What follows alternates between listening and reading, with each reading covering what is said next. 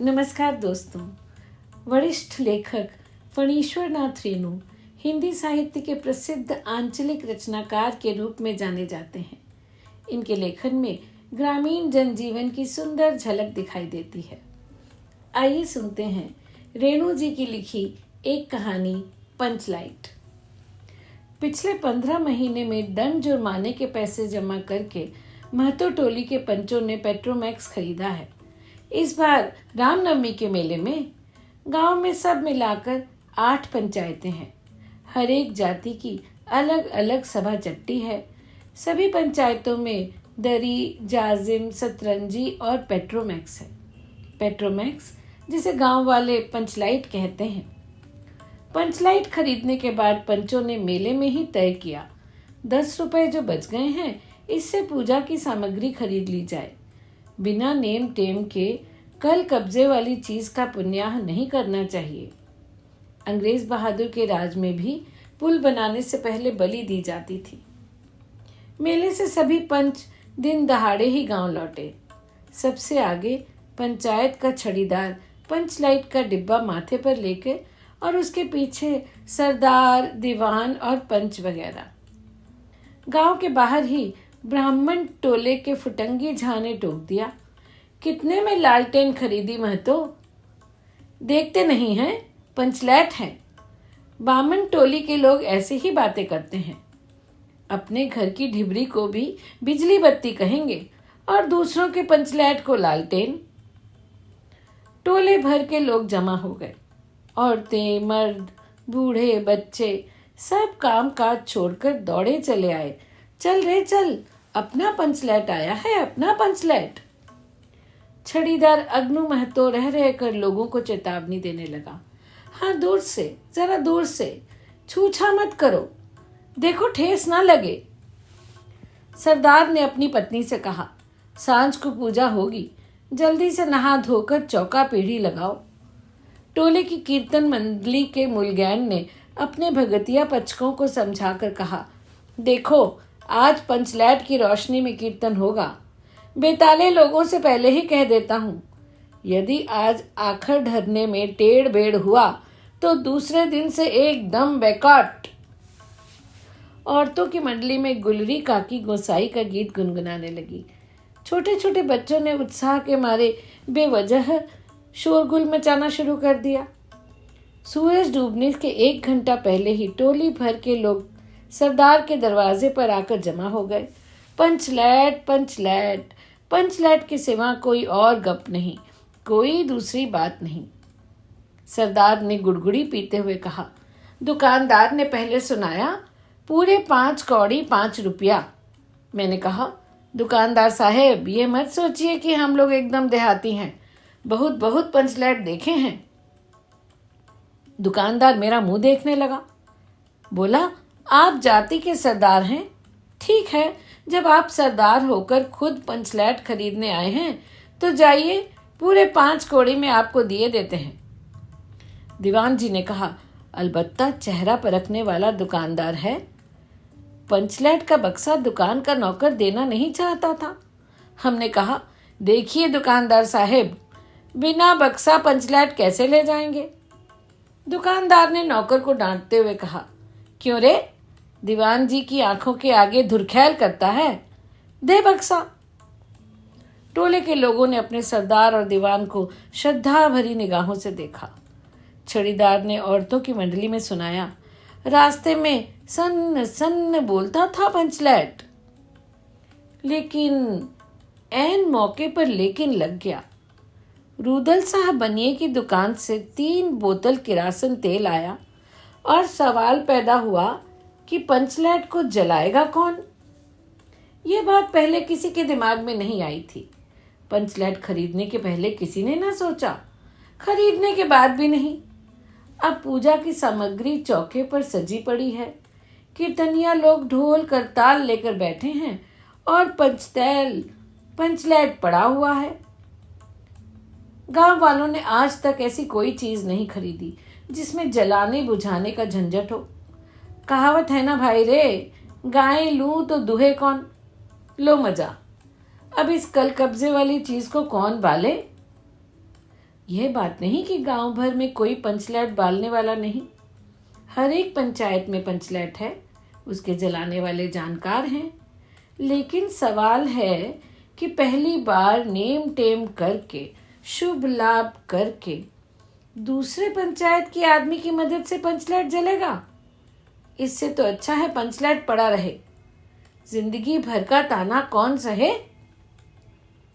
बात बात में दूसरे टोले के लोग कूट करेंगे, तुम लोगों का पंचलैट पहली बार दूसरे के हाथ से बला। ना ना ना ना, पंचायत की इज्जत का सवाल है, दूसरे टोलों के लोगों से मत कहिए। चारों ओर उदासी छा गई। अंधेरा बढ़ने लगा। किसी ने अपने घर में आज डिबरी भी ना जलाई थी।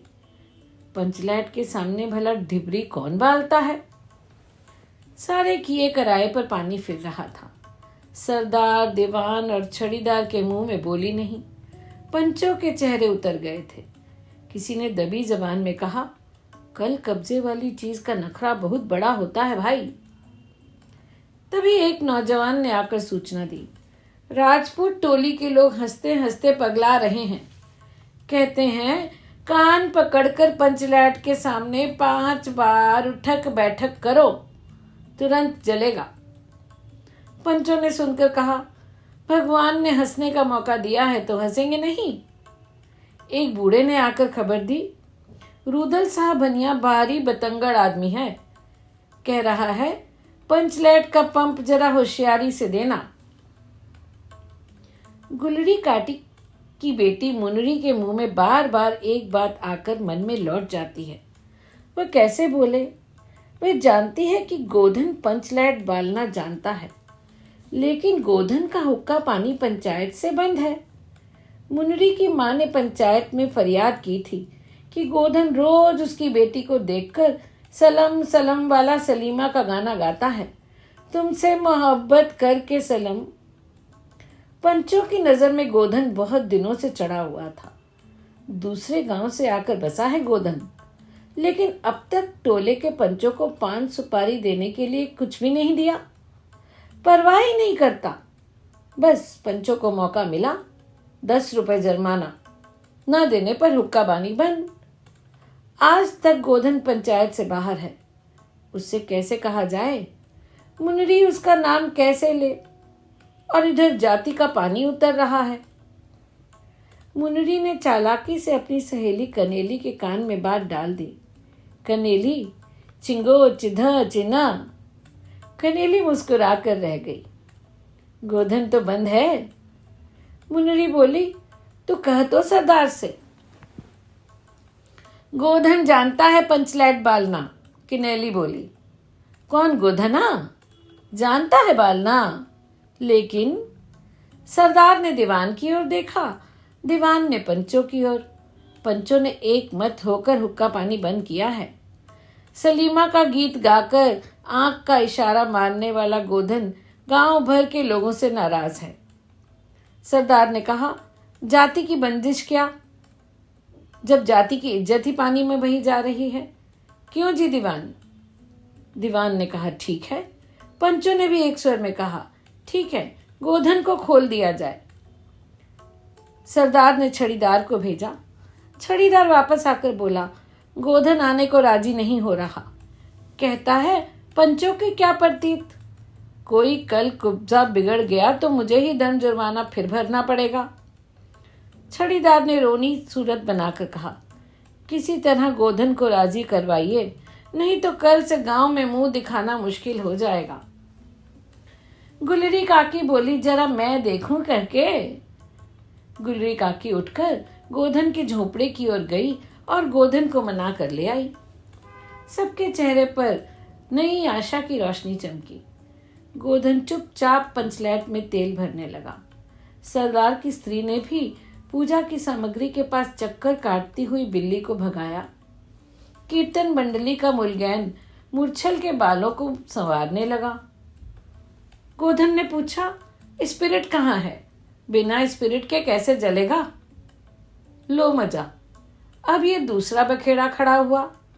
सबने मन ही मन सरदार, दीवान और पंचों की बुद्धि पर अविश्वास प्रकट किया।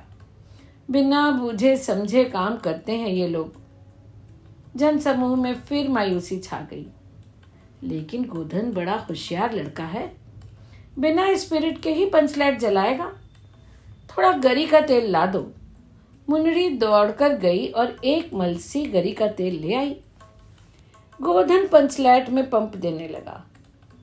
पंचलाइट की रेशमी थैली में धीरे धीरे रोशनी आने लगी। गोधन कभी मुंह से फूंकता, कभी पंचलाइट की चाबी घुमाता। थोड़ी देर के बाद पंचलाइट से सनसनाहट की आवाज निकलने लगी और रोशनी बढ़ती गई। लोगों के दिल का मैल दूर हो गया। गोधन बड़ा काबिल लड़का है। अंत में पंचलाइट की रोशनी से सारी टोली जगमगा उठी तो कीर्तनिया लोगों ने एक स्वर में महावीर स्वामी की जय ध्वनि के साथ कीर्तन शुरू कर दिया। पंचलाइट की रोशनी में सभी के मुस्कुराते हुए चेहरे स्पष्ट हो गए। गोधन ने सबका दिल जीत लिया। मुन्नरी ने हसरत भरी निगाह से गोधन की ओर देखा। आंखें चार हुई, आंखों ही आंखों में बातें हुई। कहा, सुनी माफ करना, मेरा क्या कसूर। सरदार ने गोधन को बहुत प्यार से पास बुलाकर कहा, तुमने जाति की इज्जत रखी है बेटा, तुम्हारा 7 खून माफ। जाओ खूब गाओ सलीमा का गाना। गुलरी काकी बोली, आज रात मेरे घर में खाना दो गोधन। गोधन ने फिर मुन्नरी की ओर देखा। मुन्नरी की पलकें झुक गईं। कीर्तनिया लोगों ने एक कीर्तन समाप्त कर जय ध्वनि की।